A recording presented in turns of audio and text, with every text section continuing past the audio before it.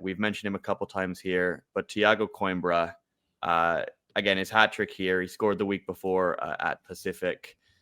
Up to 11 on the season now, fellas. Mitch, back to you here. He is at this point now probably the front runner for the Under-21 Player of the Year award.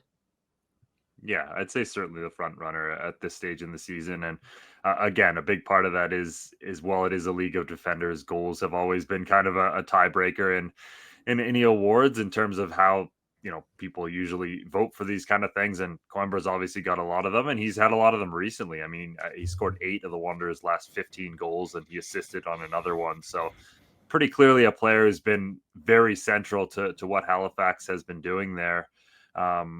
And yeah, just an impressive story, right? Like Alex mentioned it earlier, just the way he has recovered from injury, the way he's kind of matured in this league as well. And, a great story of a under-21 player who comes in very young and, again, just slowly gets that professional experience, learns what it takes to be an everyday pro. And now he's a dominant number 9 in the Canadian Premier League, and we certainly see that in this game. I mean, he had 10 shots in this game alone in the win against Valor this weekend, which is a CPL record. And you don't just get 10 shots in a pro game because you're shooting. Like, you have to find those spaces for yourself, and that's something he's certainly done all season. And again, worth mentioning, he's had those injuries kind of plague him, and that's been a big reason why he hasn't been able to get this level of consistency. And he even had one to start this year as well, and was able to work back from it. But big credit to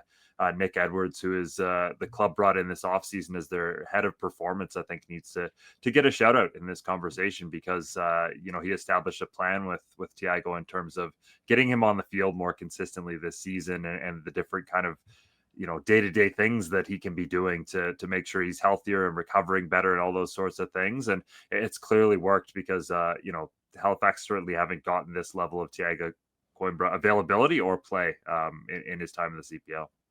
Yeah, absolutely. I mean, Coimbra's second start of the year wasn't until Halifax's 10th game, right? And since then, in their last 10 games, because they're at 20 now, 3, 4, 5, 6, 7, 8 goals, right, in 10 games. So he's I think he's landed on something. And AGR, I'll bring in your thoughts on him as well. By the way, that the hat came off because it's still kind of damp from being out in the rain at the show last night. So I think that's enough of that. But AGR, we've talked about him many times in the show. Mitch just did a really good breakdown of Coimbra's skill set. But how much more dangerous and more lethal are Halifax and scary for an opponent when Coimbra is playing at this level? Yeah, I think he makes a huge difference, because he's kind of the reference up front. Like, who else is kind of offering this same goal threat? Like, Jason Bahambula gets in behind, but he hasn't been that consistent of a threat. Johan Bai, I think, Halifax have wanted a bit more. Ryan Telfer, for all the work he does off the ball, he hasn't been able to find the net. Sean Ray has obviously been kind of the chief creator, so to speak, but at the end of the day, he sets up chances. He sprays the ball around. Thiago Coimbra is just huge, because he leads the line, and he just gets in the spots. He gets on the end of goals, and I think that's primarily when we talk about this U21 discussion. You just look at the importance to the team, and it's really, you take Thiago Coimbra out and you put a new face up front. It's you question, like, what does this Halifax attack look like? And the numbers really don't lie. It's interesting too. He's up to 11 and goals, 2 assists, 19 games. Just for like reference, like Kwesi Poku won the U21 award last year. He had 8 and 2 in 17 appearances. Like, Coimbra's numbers are slightly ahead of what got Poku.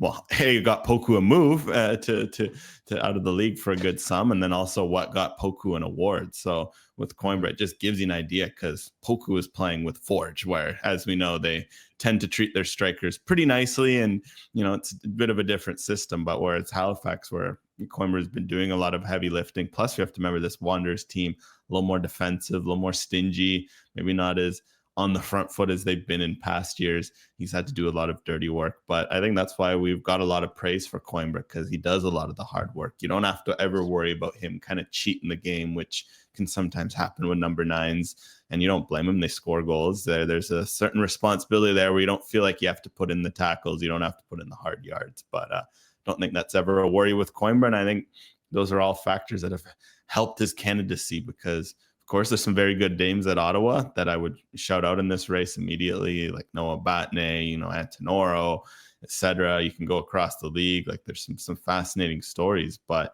when you look at how big of a role Coimbra's played in his team, it's going to help his case massively. Yeah, I mean, worth pointing out, just to underline his value, Halifax's second leading scorer in all competitions this year is Thomas Meyer-Jaguar, right? With 4 goals, and Coimbra's leading with 11.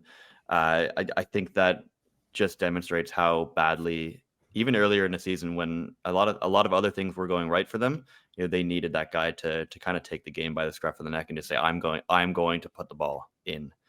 Which wasn't necessarily the case for a lot of the season for Halifax last year. Mitch, just to wrap us up here, because we should if we're talking about who's the front runner for under 21, AGR mentioned a few more names there, but what would have to happen with one of the other candidates for Coimbra to at least get some real competition for this award in the next few weeks?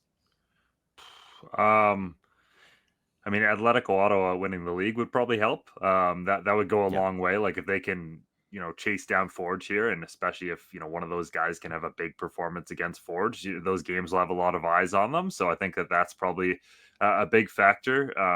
If someone else gets hot, obviously around that time, awards, as much as we love them to be a year-long campaign, they can have some recency bias to them. But I think really it's those Ottawa guys who are the closest right now, I think, to Coimbra. And if an Abatne can string together a couple clean sheets, maybe again, goals never hurt if he can pop in a few more goals or assists or kind of things to get him on the highlight reel. Or again, Antonoro's been capable of doing that this season. So I think that's the biggest factor to watch down the stretch. But right now, obviously, I think Coimbra is the leader.